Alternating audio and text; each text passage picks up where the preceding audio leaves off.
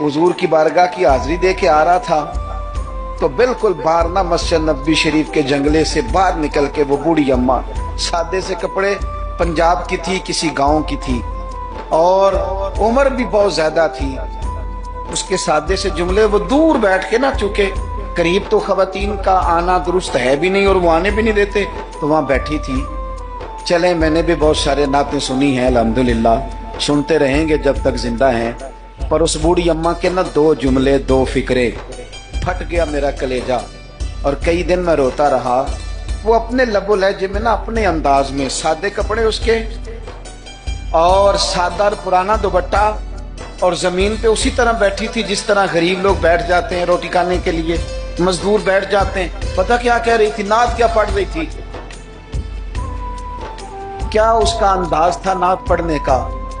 वो कभी देहातों में सादी औरतें जिस तरह बात करती थी, हमारी बूढ़ी माएँ, इस तरह वो बात कर रही थी और इशारे करके ना मदीने के दरो दीवार की तरफ अपना मजा पूरा कर रही थी। कह रही थी, देखो नहीं देखो,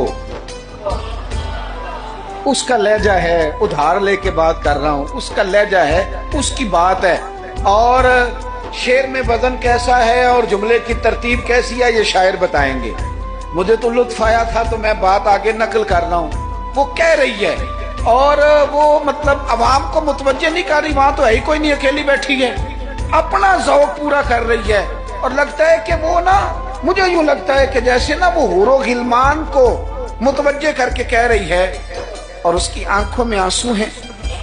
थोड़ी देर इतना रोती है कि आवाज बाहर आती है उसकी, फिर दोबारा बात शुरू करती है, फिर अपने पल्लू से आंसू पोंछती। कहती क्या है, कहती है, वेखो नी वेखो किड्डे करम कमाए सू, मेरे जे गंदे मंदे भी दर ते बुलाए सू।